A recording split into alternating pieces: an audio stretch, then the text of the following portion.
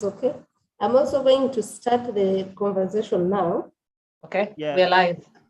Okay. Welcome, viewers and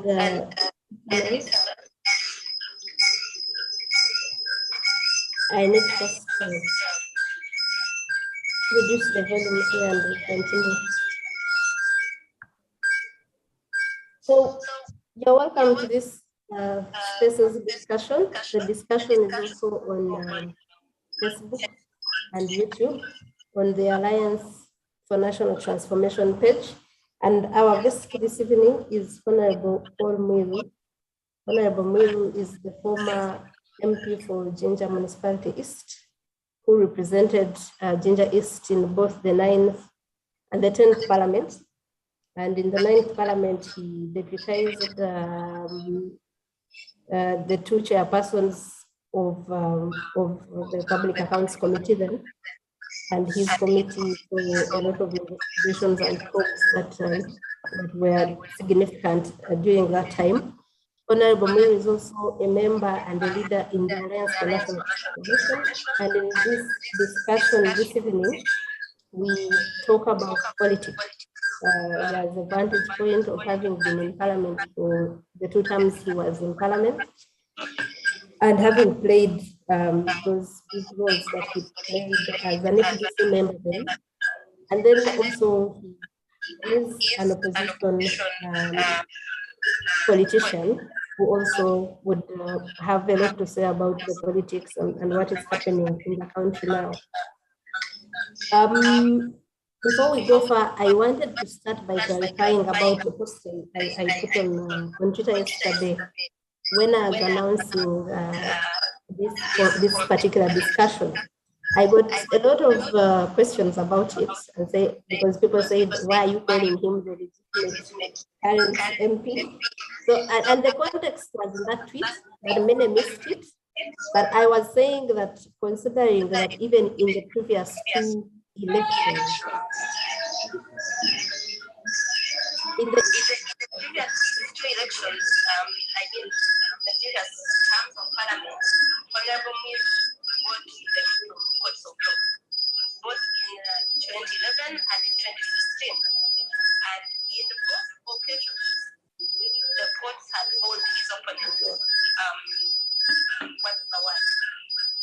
In violation of the election laws. I think the first time it was academic papers and voter bribery. The second time it was fraud, which is one of the issues in condition in this current election, where Honorable Mwiru is still in courts of law. So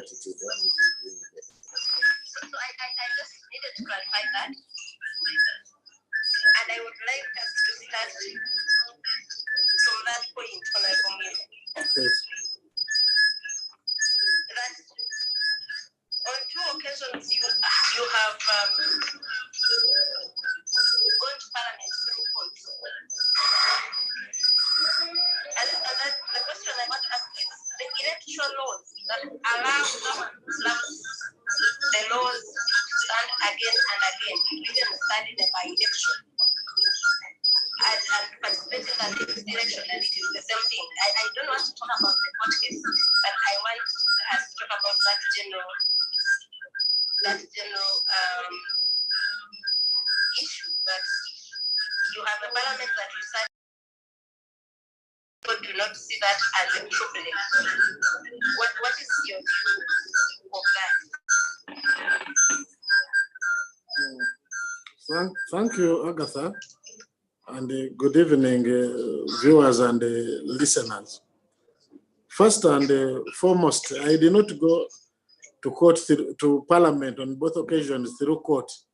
I went through an electoral process, but which had been preceded by 2 court battles. But all the same, it was through the electoral process. I wanted to make that clarification. 2, and most important, in all amendments which were tried to front in the Parliament, we had thought that actually Parliament would enact a law to the effect that if you have been found to have engaged in electoral malpractices or electoral fraud, you should be barred for holding office at least for 7 years. Of course, that amendment was moved, but as you all know, that the same people who are supposed to amend the law, more often than not, they're the one who actually have been found to be floating the electoral laws. So in as long as the same parliament is to pass that amendment when they are the floaters of the law, I think they will not allow. That's why we received a lot of objections. But if you look at the opposition proposed amendments, that actually forms part of the amendment. And of course, nothing stops a judge or a justice or a panel of justices of Court of Appeal from using their powers under the law to refer the person who engages in electoral malpractice to the DPP, so that person is prosecuted for engaging in such. But the discretion still is with the trial judge or the appellate court, and more often than not, it has not happened. So we are at the mercy, maybe until there is an independent body like a Constituent Assembly, which will be dealing with amendments or a constitutional review commission, which maybe will have to take its views to like a Constituent Assembly. That's when maybe I expect that proposal to be passed into law. But as of now, the same person whom court has pronounced that has no academic documents, if he finds his way around the system, or if he's a candidate of the ruling party, he'll end up contesting again. Like in this case, we have a matter which was heard on academics. It's pending judgment now for almost 7 years. But what do? That is the justice system. Civility pushes us to go to the courts, and the courts are stuck with the judgment. So that's how interesting it can be. But I did whatever was well within my means to address that matter. Thank you.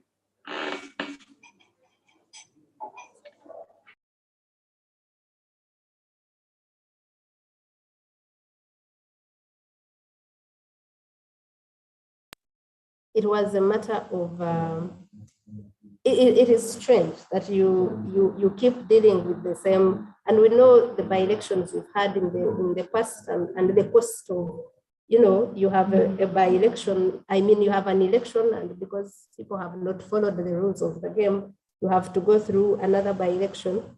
But let's talk about the duration, the time it takes for those elections to be had.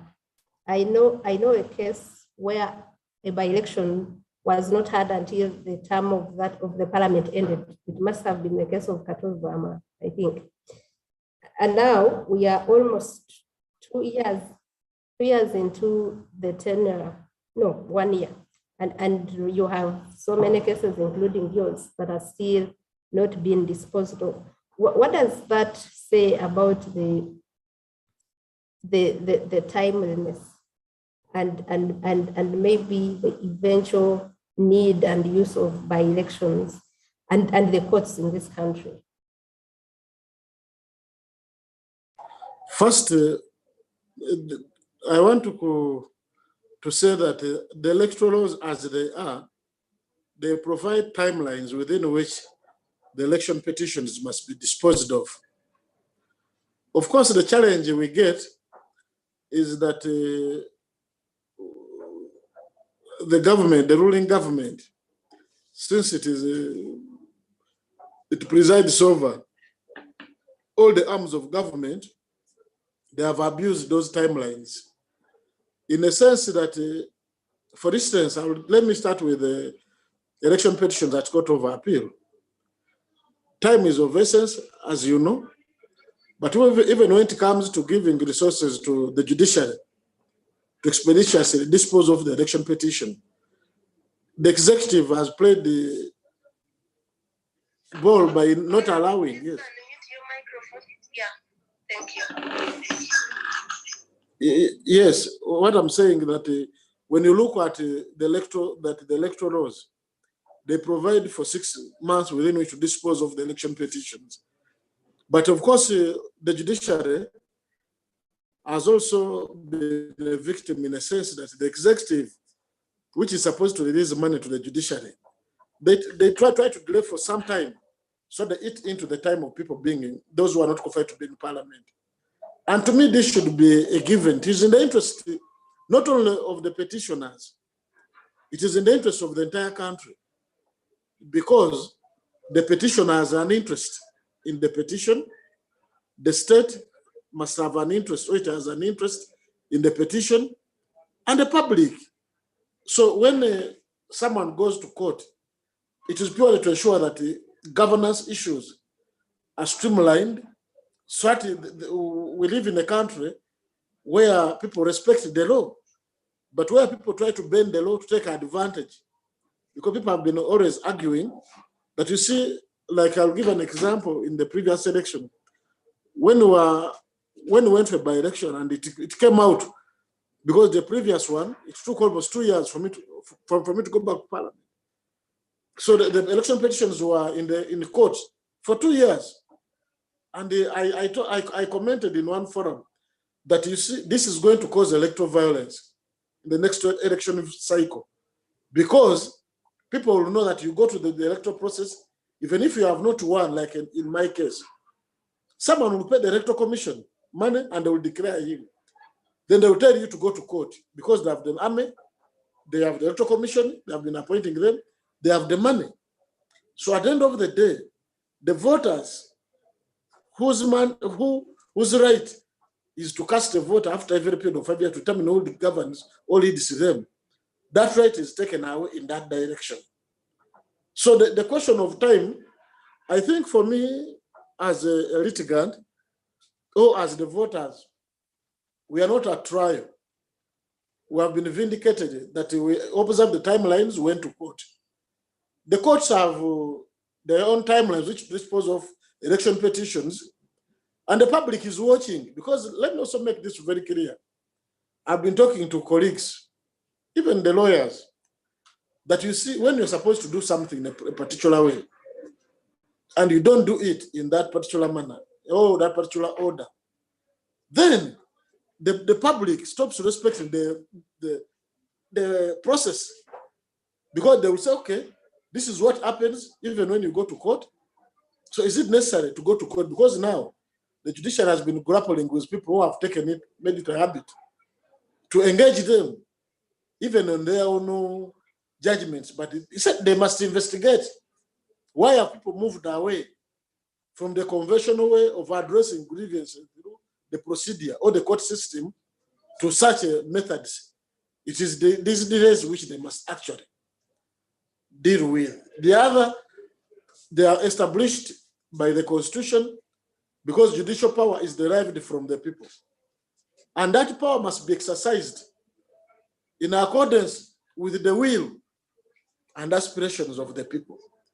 So it is incumbent upon to the players themselves to listen to themselves and say, are they doing what they're supposed to do?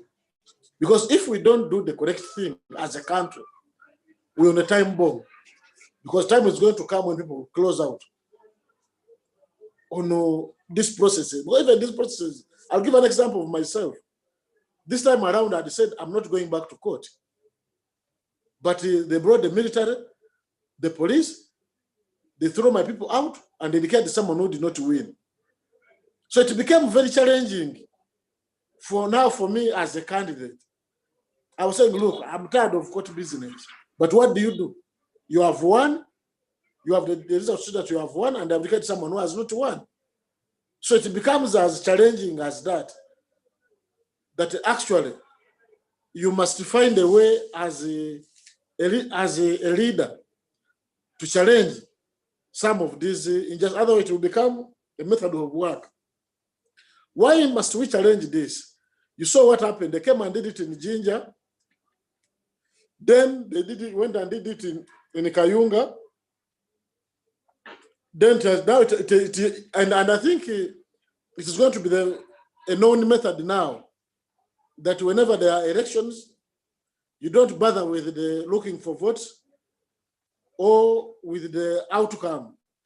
After all, we are the one who declare, they will just have to declare someone who has not won. I see us taking that path. I thank you.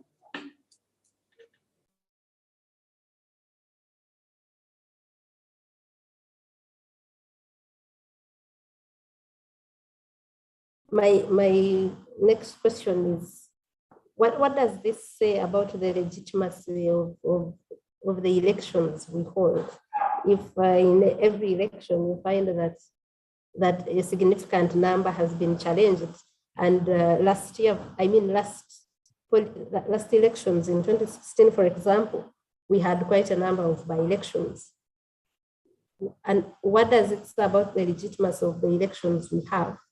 And how can that be cured? I hear you when you say that a parliament where the main culprits of electoral practices or the offenders of the law are the ones in charge of amending the constitution.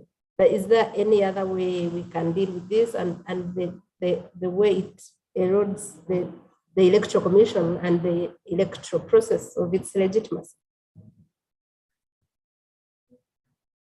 Thank you. I think we need to make it first categorically known to everybody that it is in the interest of everybody that we conduct free and fair elections in this country. That's why, me as a person, I don't support electoral malpractices. I don't support electoral malpractices. I've had the benefit of closely working with the Electoral Commission in very many by-elections. It has been proved that if all the players decided to ensure that we have free and fair elections, it can happen. The first time we conducted the first peaceful by-election, it was in Entebbe, when the Muhammad Kauma, we had a meeting with police, with the Electoral Commission. We said, look, it's the people to vote. Us as leaders, it's our duty to ensure that actually this exercise takes place. We are the candidate. By then I was still in as FDC.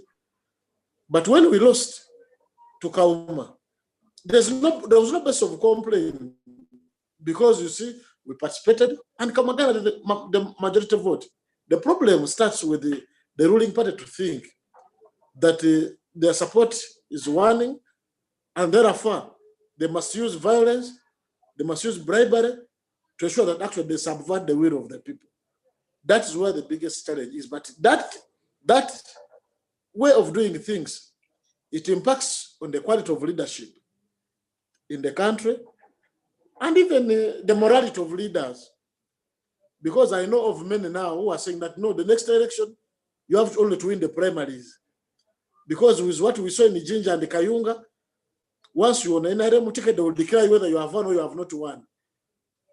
And the next interview, maybe after the court process, we need to deal with the court system, the manner in which these petitions actually are handled. That's why I had an amendment before, that there should be a tribunal to deal with this petition, and that is all.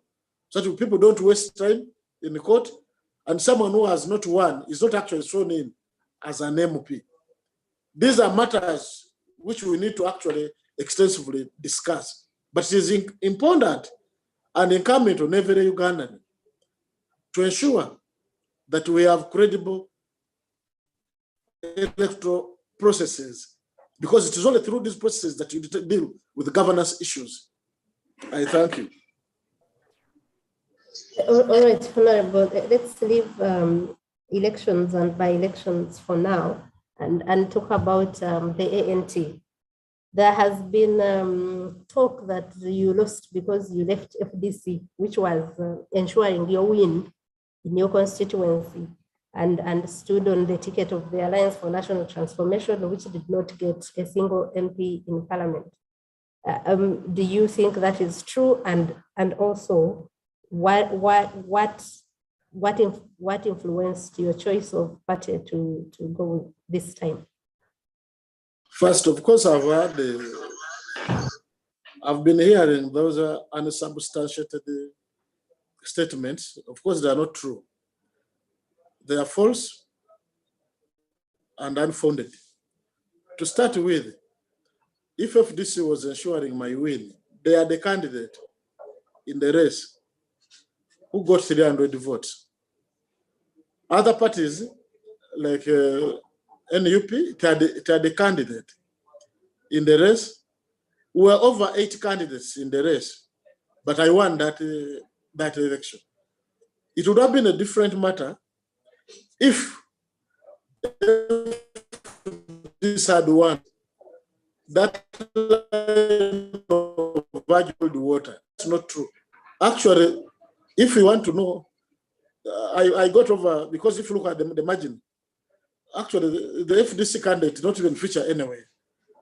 So that has been in people's mind, though the credible argument would be that if opposition will fielded one candidate, other than fielding many candidates, maybe it would change to be a game changer.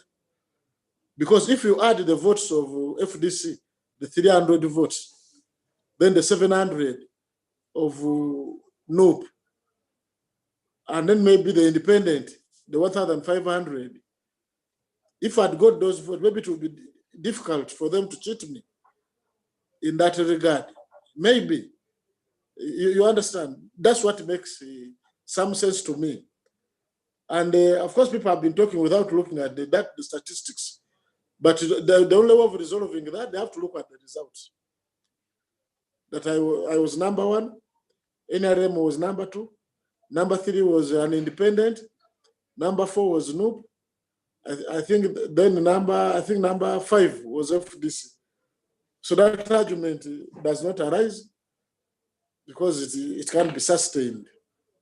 The other issue, they have had people who actually, maybe as I conclude that issue, I've had people who saw that being an MP is the end in itself. I don't know that you get me. But to them, they don't see that there is a need to build a new culture in the body politic of a country, and there must be people made of steel who must say that they need to build an organization which must be value-based. And building that organization requires volunteering by people.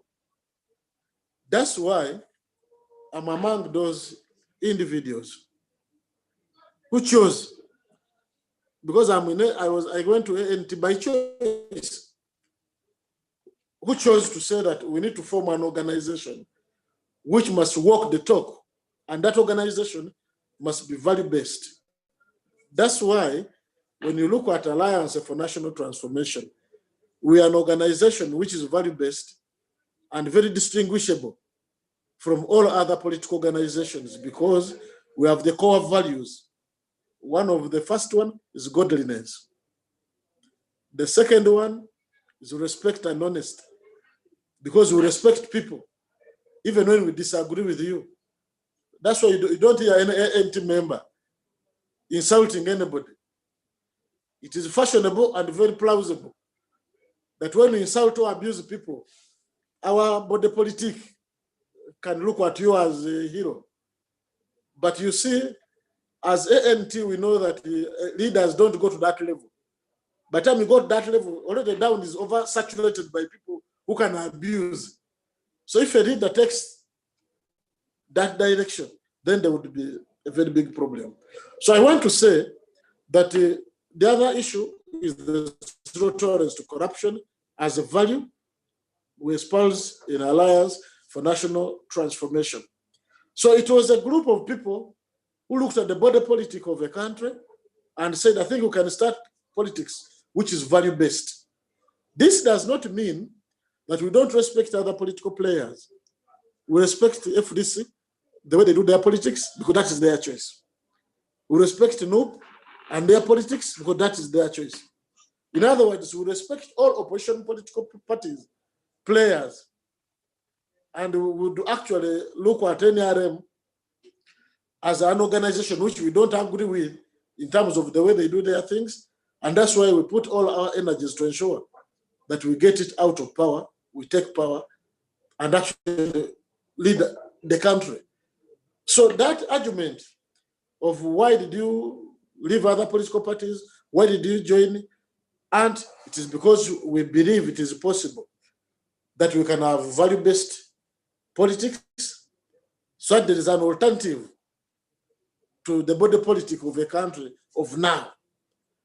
We appreciate that the politics has been polarized, that there used to be one way type of politics, that either you join the NRM and you root the country, or you oppose Museveni, and that's the only path that as opposed to Museveni as the end in itself.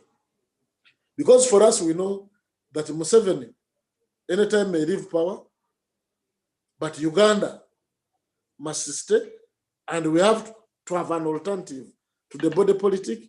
What we have been focusing on is to get the critical mass, men and women of goodwill, who know that quick fixes are not going to solve our problem. We appreciate that quick fixes would be plausible for everybody actually to go for them. But in the long run, they don't address the issues which want to be addressed. That's why for now, you have seen the body politic polarized as it is.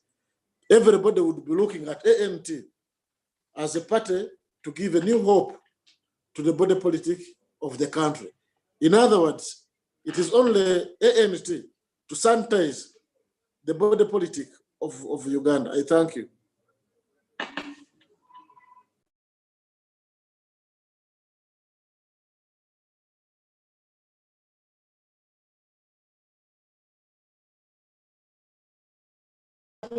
Talk about your values, being a value, ANT being a value-based party, and you respect and don't abuse people, but you also add that it's fashionable.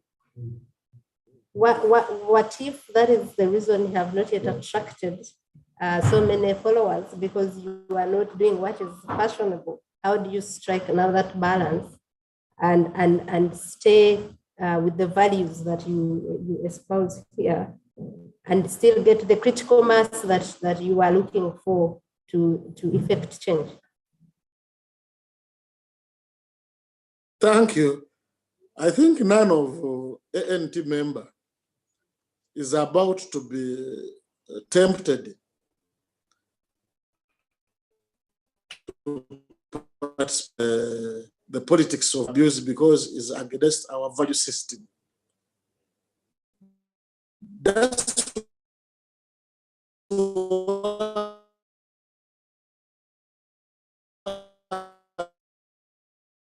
of course, if you ask checklist to see within, I don't agree.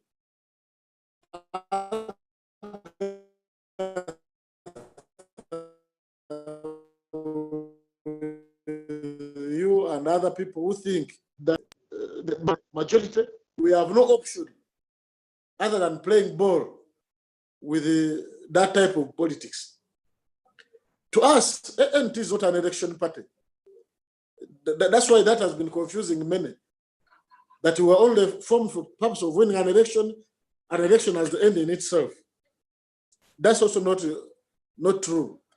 Alliance for National Transformation as a political organization, our main agenda is to transform this country.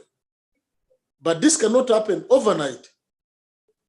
This is something which we need to build in ourselves deliberately as leaders. Now, let me ask, if it is fashionable to insult each other, how has that helped? You know for a fact, Agatha, that we were insulted, blackmailed, name tagged when we were with our colleagues where we left. It was plausible to fire back, but one of our senior leaders told us that, you see, you are not going to do a distinction between those who are actually insulting and you who is being insulted.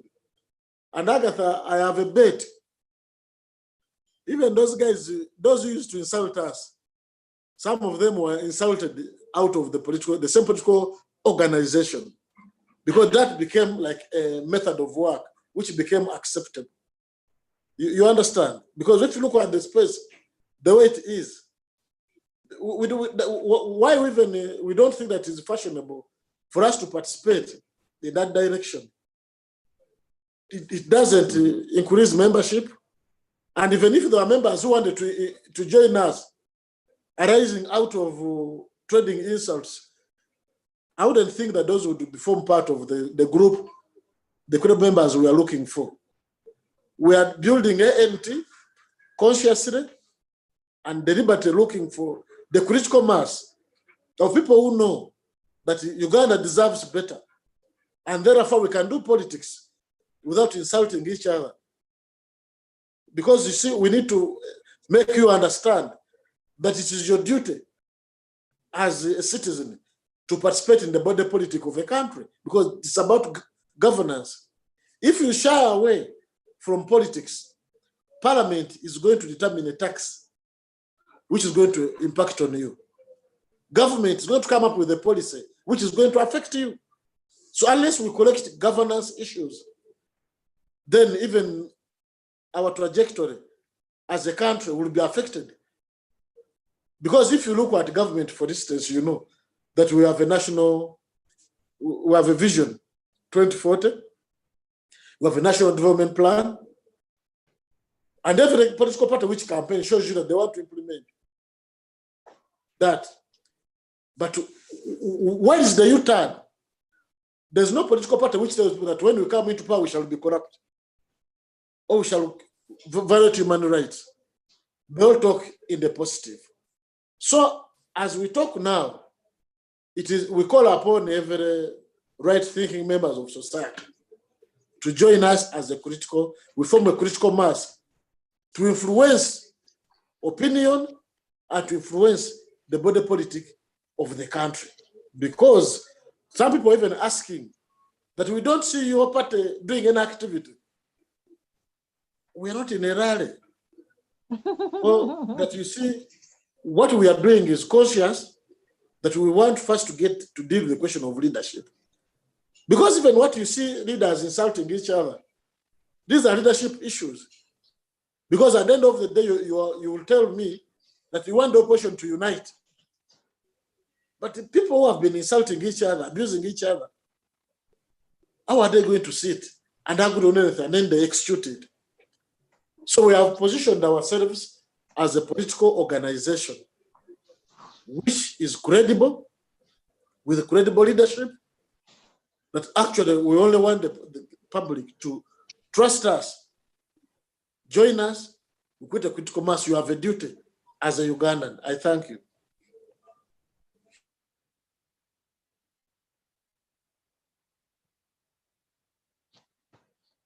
From one of the people in the audience, but I wanted to ask one last question about you and the ANT before we move to the questions that are about you as a person. What is the Alliance for National Transformation doing to ensure that in the next parliament, because it has had powerful contenders in the 2021 election, for example, but who still did not make it. Is there anything that is being done to make sure that at least your voice in the next parliament is heard? And if you could please tell us what is happening. You're one of the leaders of the party. You say you are not in a rally to be doing any activities. So what exactly are you doing to achieve your objectives? Well, the first is actually the reaching out I'm doing now. Because by me talking now as I'm doing, I'm reaching out to every right-thinking member of society to know that if you have seen the body politic of the country now, it's not as I have heard. You can, if you're looking for position now, you can take cover in the alliance, but you also believe that it is important that we do trainings as an organization. First, we are doing a review of the previous of the general election. Why did we perform the way we did? So we realized that some of the reasons are about us as an organization, but also others are about the population. You understand? because the population will always go for a quick fix. Whether it is going to give a solution or not, they will always take a decision. Two, we have been engaging in a number of trainings of young people, so that people know that it is important to offer leadership in this way. Because let me give an example. Even if we are the leaders who had gone through on an NT ticket, when are not grounded in the value system of NT, they would reach parliament or local government and behave as if they are members of other political parties. We have done trainings of our elected leaders. So not that we don't have leaders. We have councillors and we even have a chairperson of the district. So we had trainings actually here in Kampala of the leaders. And we're telling them that the only way you can sell ANT by distinguishing yourself and you become different from any other leader. Some people say when you look at what the ANT leaders do, when you look at their trainings, when you look at what they say, actually ANT as of now, it is the only political party with the leaders in the country where even those or other political parties, even those in the government would say that if those guys have told you something, they mean it. That's what it means. We are the only political party. So what are we doing? We have been training our leaders to ensure that we retain those we already have as we expand. Two, you have been seeing us in every gilded election.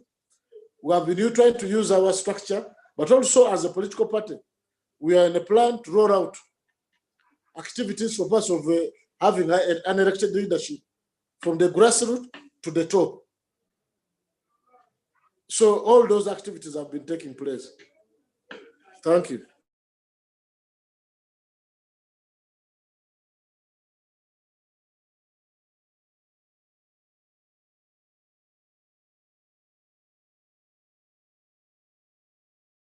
My device here. But I will go into the questions that we are now getting from the audience. And there's a question from Kaketo Shelf, who is asking, why is Honorable Mwiru lost? Is he waiting to come back to the masses during election time?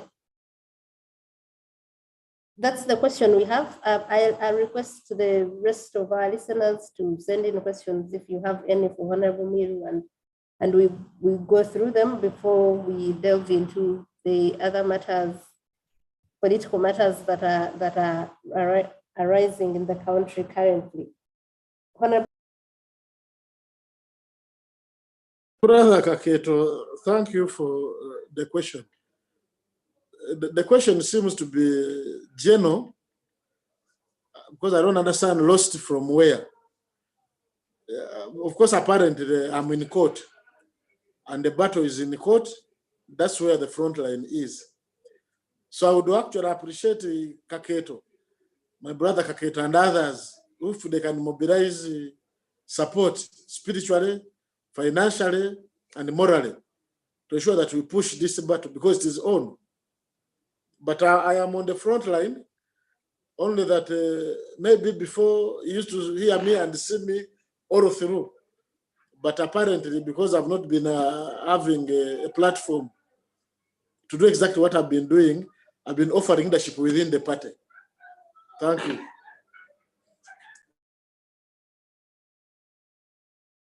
Thank you, Honorable.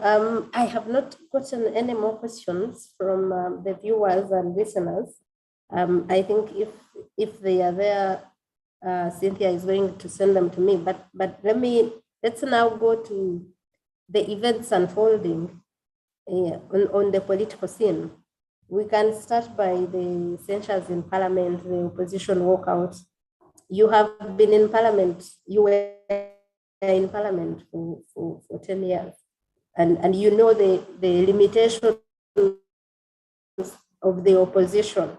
What do you make of the efforts to censure Security Minister Jim Mwiri or their walkout over the recent torture stories that have been awash in the media?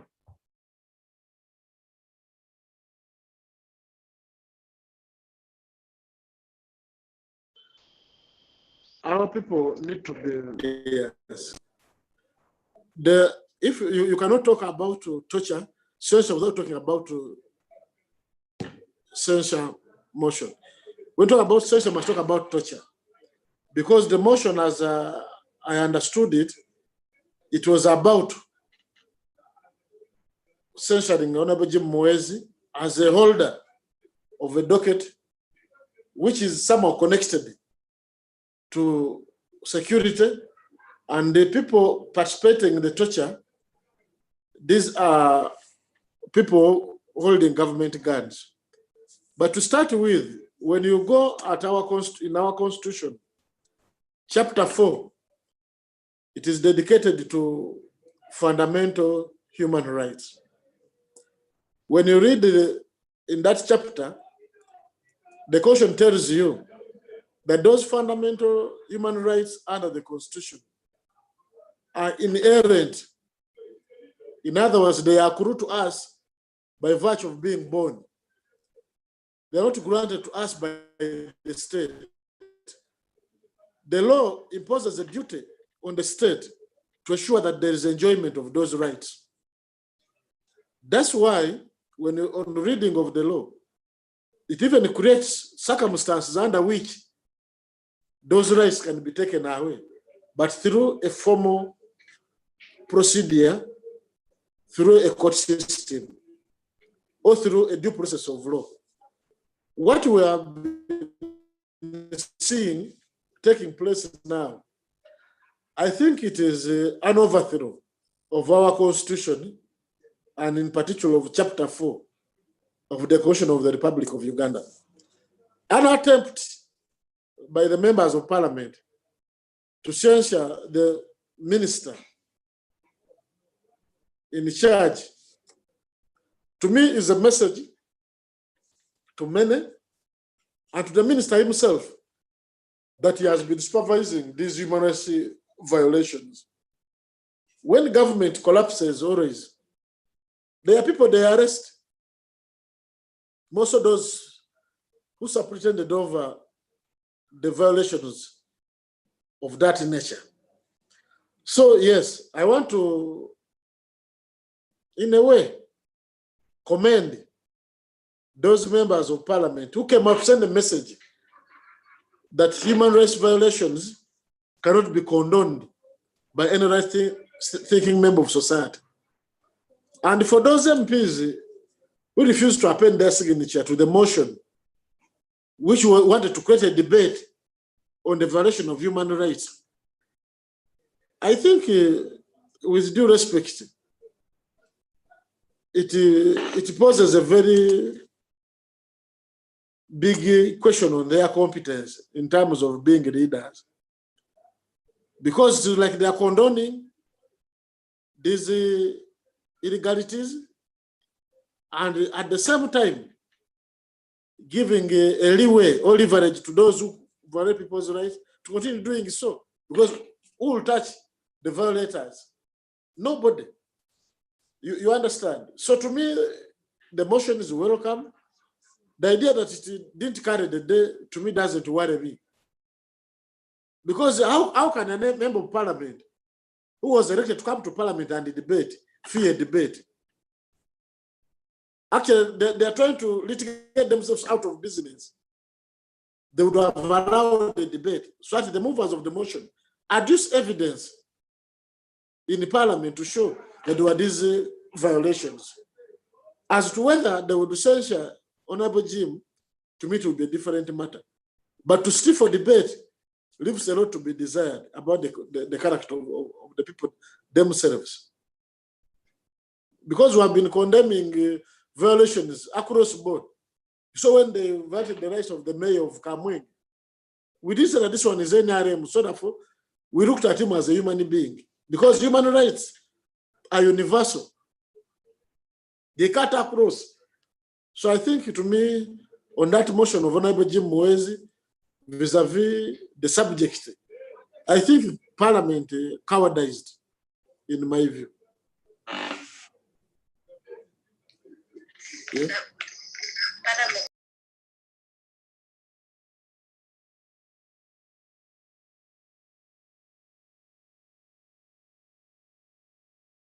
the person gave us a name, but there's someone who asks, does Parliament still serve any purpose? It seems the president can pass any law and the Parliament is not able to hold the executive accountable. That question is to you. I don't know who has sent it because there's no name.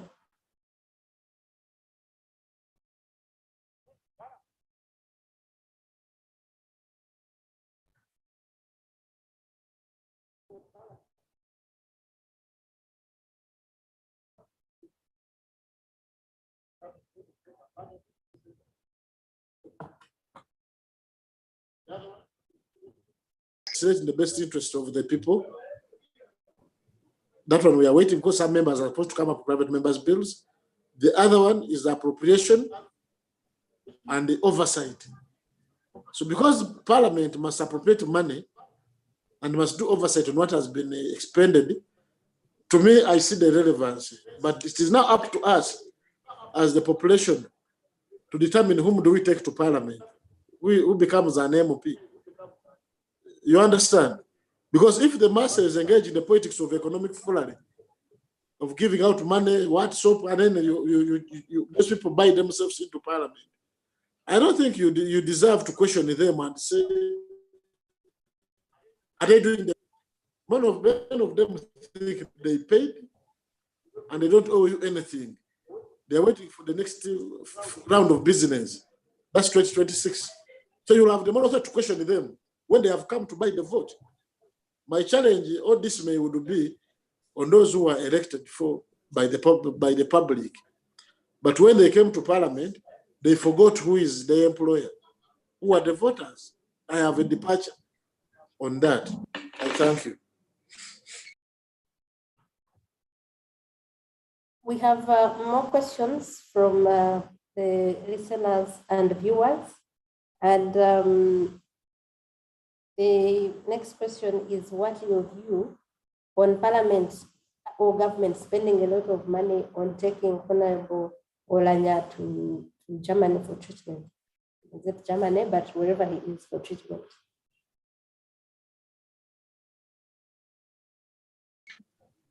I want to take this opportunity to first send my sympathy and those of ANT to the Right Honorable Speaker, Honorable Jacob Olanya, and to his family, right friends and in-laws for about the situation. It is not a situation where one would wish anybody. Sorry, I want to take this opportunity to send my sympathies to the Right Honorable Speaker about the situation he is going through. As an organization or as a person, of course, we will not wish anybody death. That is not us. And of course, we have been looking at negative expenditure taking place in the country. I had the benefit to be on the Public Accounts Committee in the 9th Parliament. And we looked at that expenditure. One time we went to India, and what we discovered was that these people in the first family, they were taking their people out of the country who are not even government officials. So there was a bill where Otajono addressed the query and was saying, look, these are relatives. You understand? They don't form anywhere among those who must get treatment. So it is a problem which has been going on, and others would even, the government would even pay without even passing through the medical board. Because what we found in India by then, Dr. General's report. But these are mere relatives. People just say, no, you go and someone wrote a letter from President's office. And they went to Mendeta and they worked on them.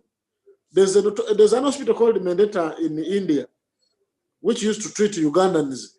And the people, they would just send and say, put on the bill of our government. But having said that, whereas we have sympathies for the Right Honorable Speaker, I think there was a message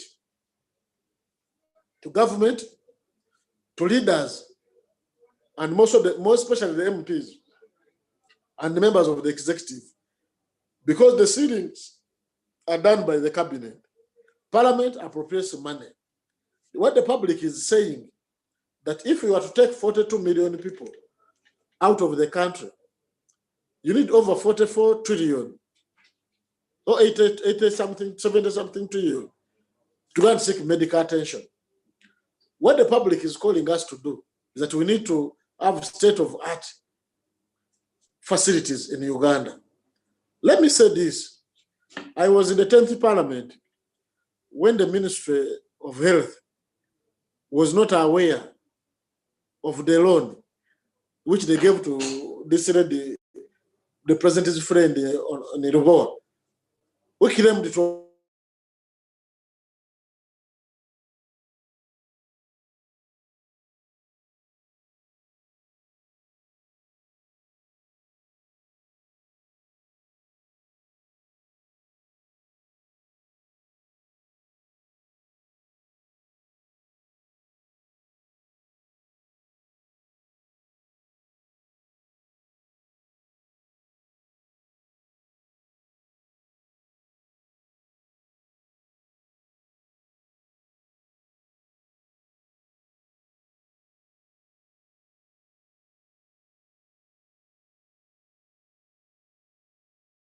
we need to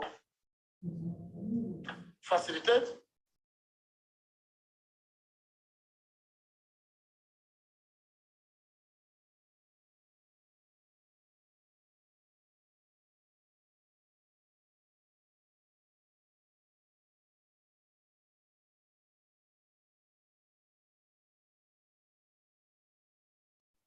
As an opposition leader, have you tried to reconcile the other political parties?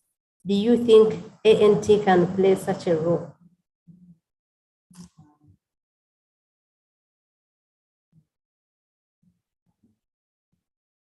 well. I think we can pray.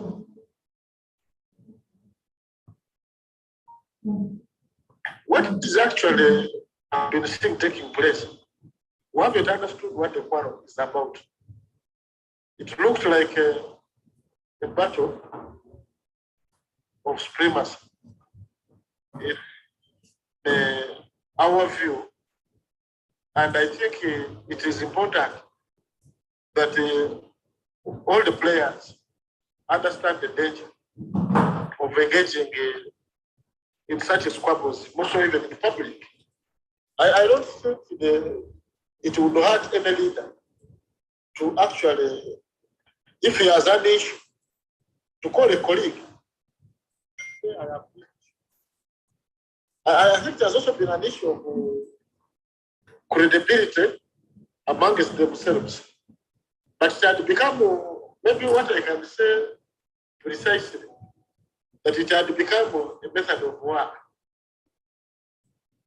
of some of our colleagues to always blackmail others by saying, for you, you were born, for you, you are this, for you, you are the other, you have made the president. Because it was fashionable for you to blackmail a colleague and you get grateful in the hands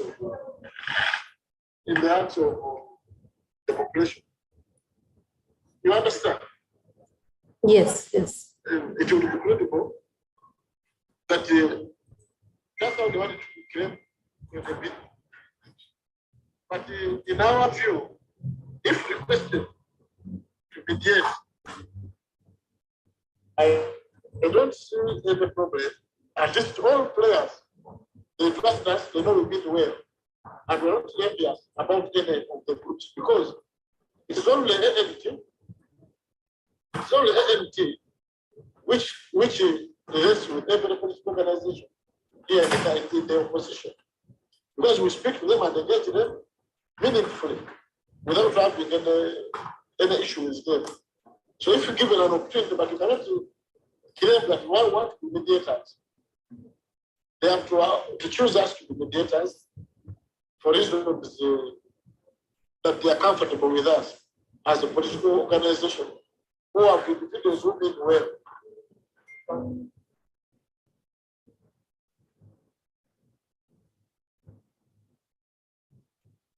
Okay. I think I wanted to ask a follow-up question on that, because you had mentioned earlier that in your case, in the election that was just concluded in 2021, that if the entire opposition had fronted one candidate, that the results would have been different. What then do you think is the problem? And I'm bringing in also the current situation where Norbert Mau, the President General of DP, has been fighting and attacking the biggest opposition party now, NUP, and also FDC. Where seems to be the problem? Because it has not started now. All of you, the political parties, have fronted candidates on many occasions, and there's a failure to front one presidential candidate on more than one occasion. Where do you think the problem comes from?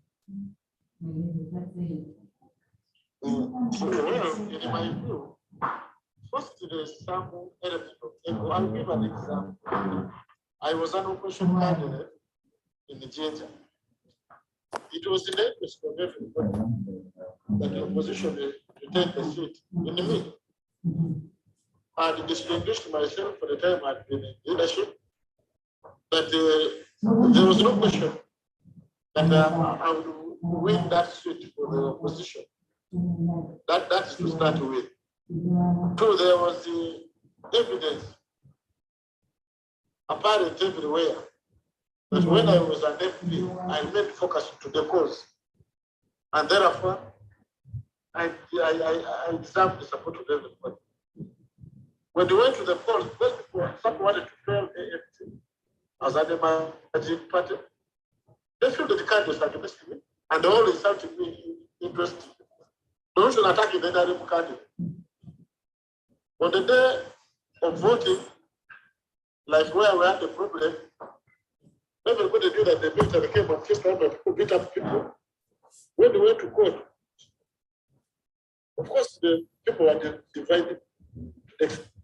Explained that now the party in NRM needed some opposition people to deploy after to say that actually that everything was okay. And these opposition political parties had to send their people to show afterwards for NRM to show that there was no problem because they want to defeat AFT.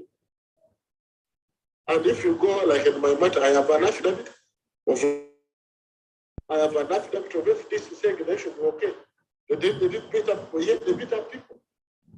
But even when this happened, of course, we know that this is the normal life. But not a lot of abuse against people. We actually kept quiet. So to me, it's not about how loud you shout over an injustice. You understand? It is what mechanism do you put in place to address these issues as they keep on rising. Because just imagine if I also if I called a press conference and I attacked one, then this is because they feel it becomes, and some guys were bribed to report after the administrative election petition. Not the case. But because we knew that even the one person who not issue an affidavit, there were two people in the station. One depended for me, one depended for NRM. You understand? Yes. Just this is the report before NRM. But we knew this is not an official position. Maybe it was, but at least in my way of thinking, I thought it was an official position. So it is not to become it upon us as leaders. But the way we portray ourselves to the masses, it is how they will take us serious. And either or not. So it's purely about how we conduct ourselves as leaders. I thank you. Okay, there's a question from Richard Zajo. Just answered. He says, what can he talk about quarrels between DP and NUP as a senior in politics? I don't know if there's anything you need to add on that. I would think we have discussed it. Should we continue with another question, Honorable Mwiru? No problem. Okay, so there's a question from Rachkamba, and he asks, what does ANT plan for us people in Chiriandongo?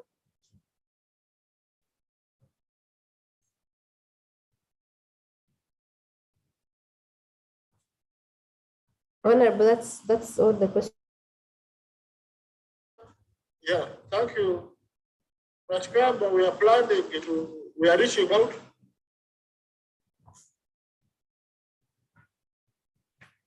to every village and sub-county to have our grassroots elections, because we need to train leaders to become part of us. So what we're going to offer to you first is leadership, to show that you become part of us. It's what we are offering. And we shall go to the government of the program we need to offer as alternative policy positions and our capacity to execute them on our youth leadership. Thank you. Okay, thank you, Honorable. I have another question. I don't know where it's coming from. It says, Honorable Mwiru, what is your opinion on the role of religious leaders in the governance and security of Uganda?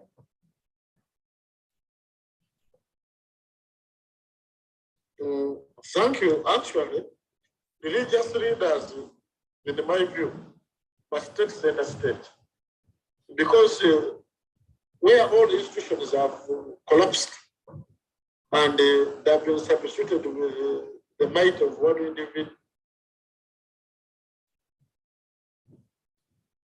from seven, it becomes very dangerous for our country, because the institutions have collapsed.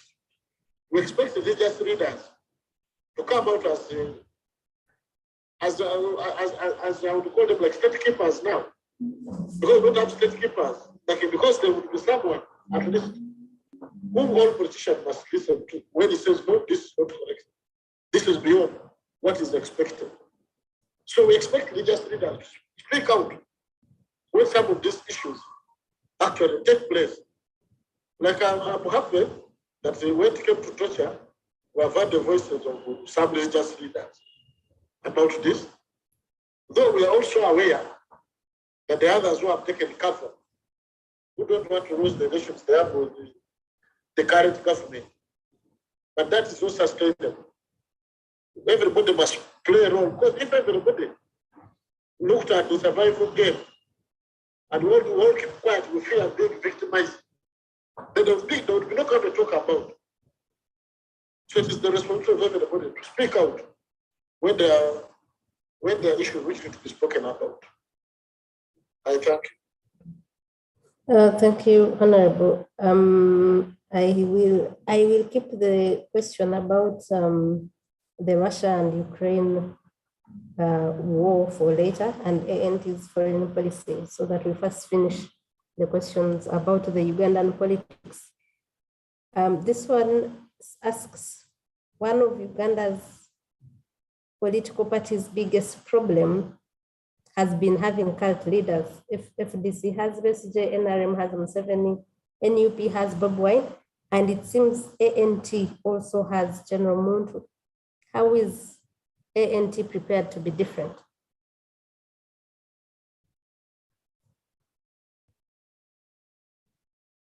Thank you. I missed the name. No, he didn't give us any name. ANT has no cult leader for a reason that actually, when you look at our constitution as ANT, we actually were addressing exactly that. Because if the chairperson of a political party does not seek office or does not participate in electoral politics, the reason is that the constitution built the party as an organization.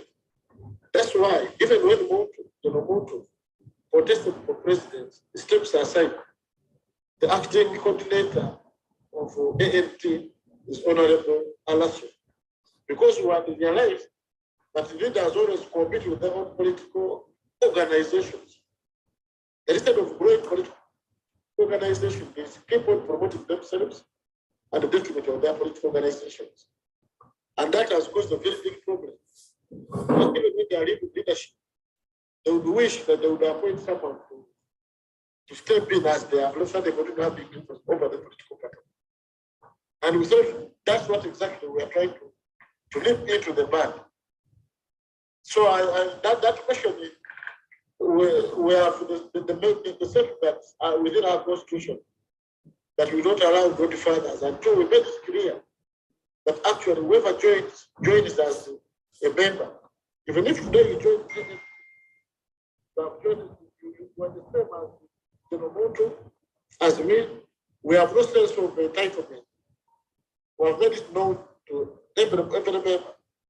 And I want to make it categorically known, even now as I'm speaking, that there's no sense of entitlement in the Alliance for National Transformation. All people are the same. Maybe once we know that the party is not owned by anybody, but all of us, even when it comes to fundraising, very easy for us to fundraise and raise resources for the good and our people. Thank you.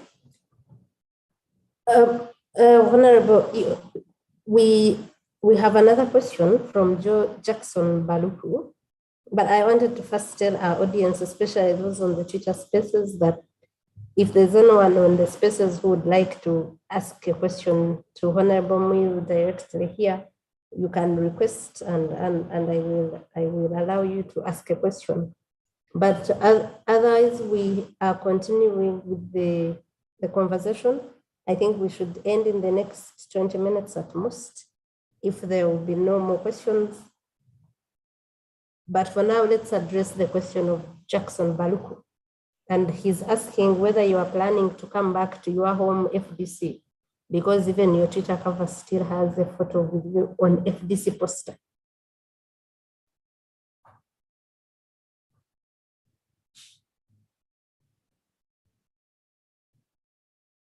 Honorable Mwiru, please, are you there?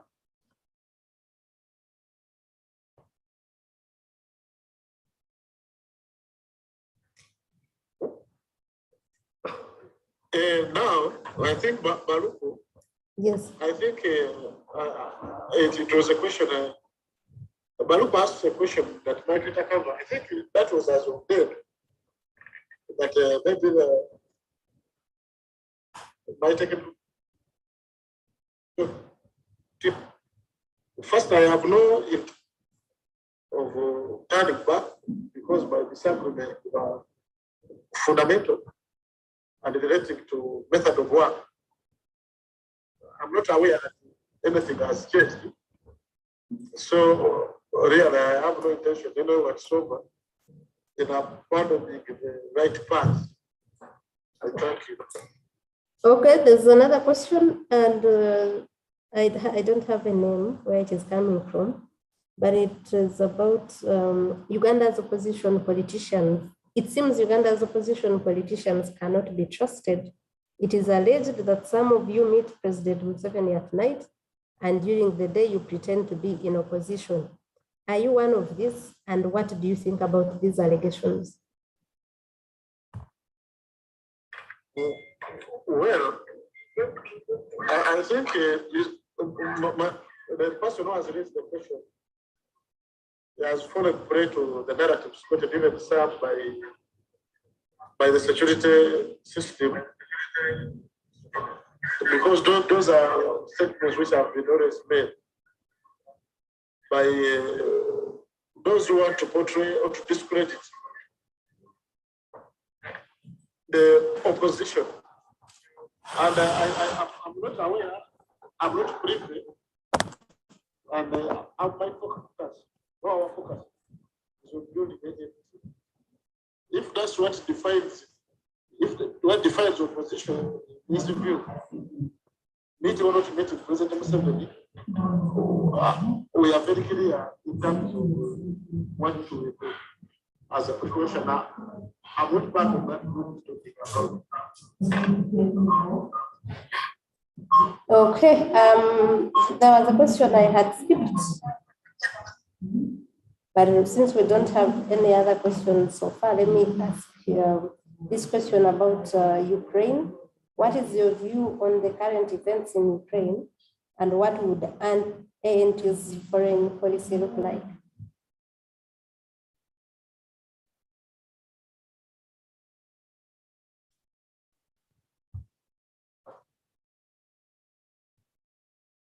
Did you get the question, Honorable Mwiru? Sorry, yes, I got the question, but actually I had another meeting. As a political organization, we have been closing monitoring and following, and I think next week we have a meeting to have a clear understanding in terms of briefing and taking the party position on that. Since I'm not the party spokesperson and there's no position, I cannot comment. But of course, at a personal level, I've seen their numerous violations. If you ask me, there's no way I would support such under the circumstances. So it is even incumbent upon the UN security takers to step in, to get serious. Because it is like when there are multinational interests, supersedes even the rights of people. Because you have explained the social takers to have respect Russia as of now.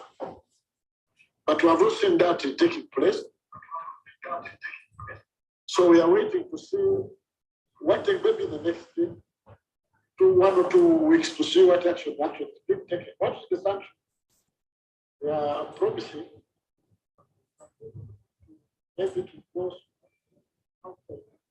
what would be the party position but the person I condemn the present part of the violation.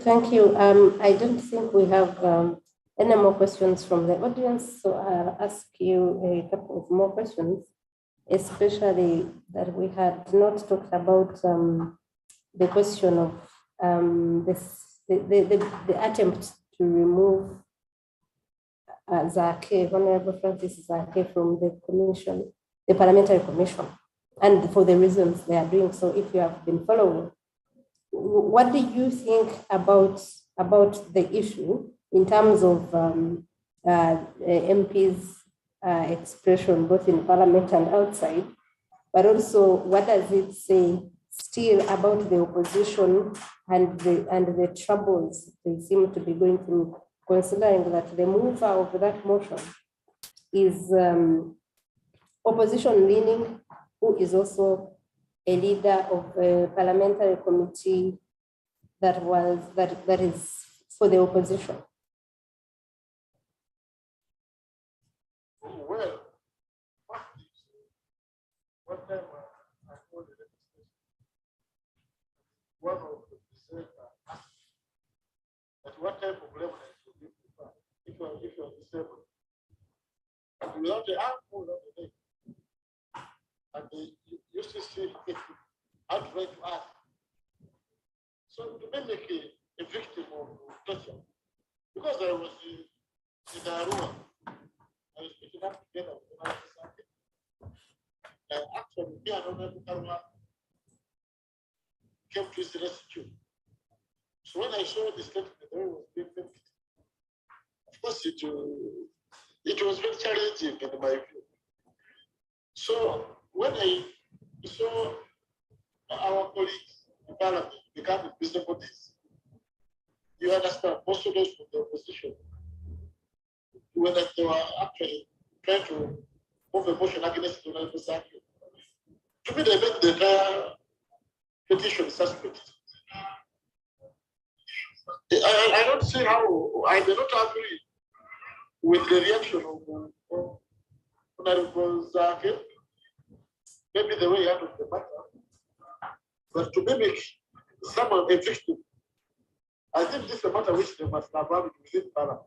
And also, Zake is the parliamentary commission.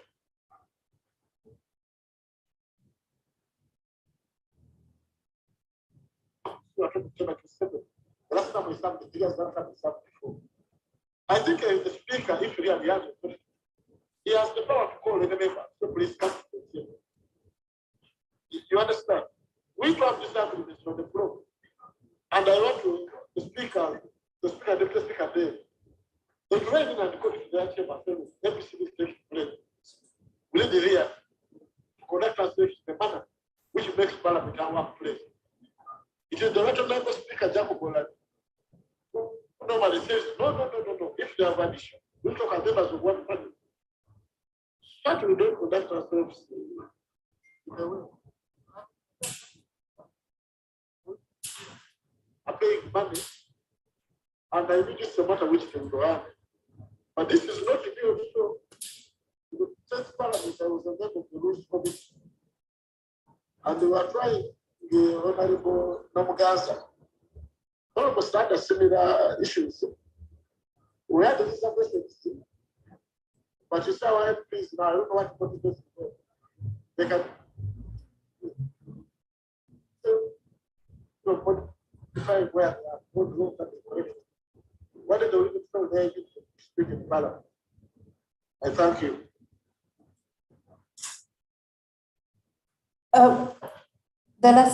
Maybe the last topic we touch on today is the issue you're talking about, the issue of torture, the torture of many people, but most recently of Kapenza. What do you say about it as Honorable Mwiru, and what is the ANT's position about it? You see, I don't know what you are debating. I asked you that I'm very torture is unacceptable.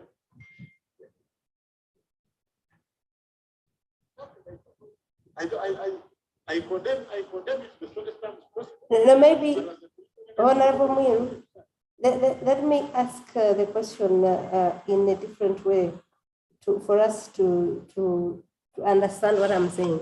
You have those saying that they tortured someone because he insulted them. And you have also now the Speaker of Parliament saying that Honorable Zaki insulted her.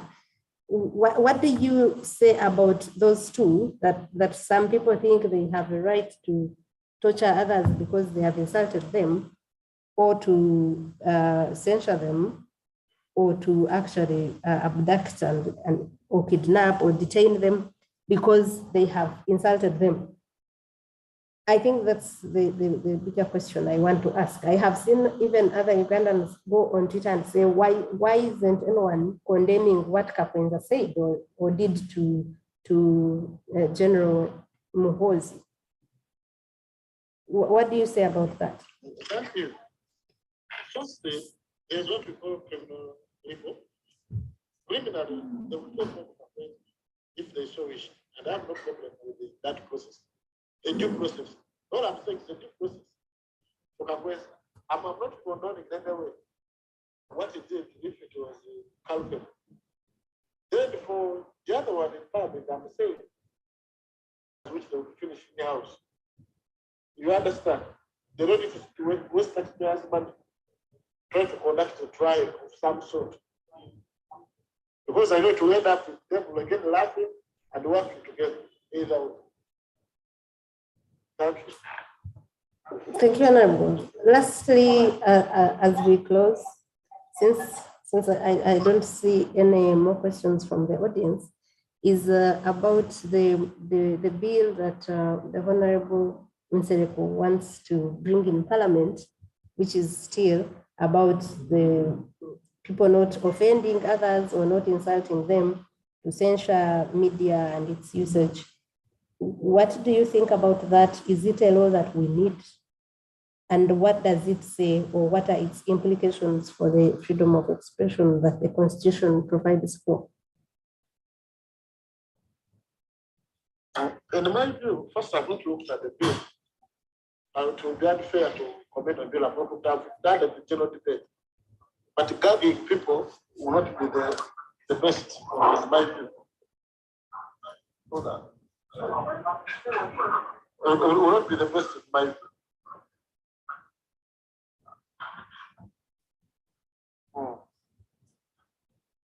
Okay, Honorable, I think. Thank you. I think we can. You can say your concluding remarks about the events that we've been discussing. Yes. I want to thank whoever has been on the program. I want to thank you so much. God bless you. Thank you, Honorable. Thank you, everyone, for listening. Our spaces discussion has ended. We are going to have the next one with another leader of the ANT and another one with General Muntu next month. Thank you very much for joining in. May God bless you.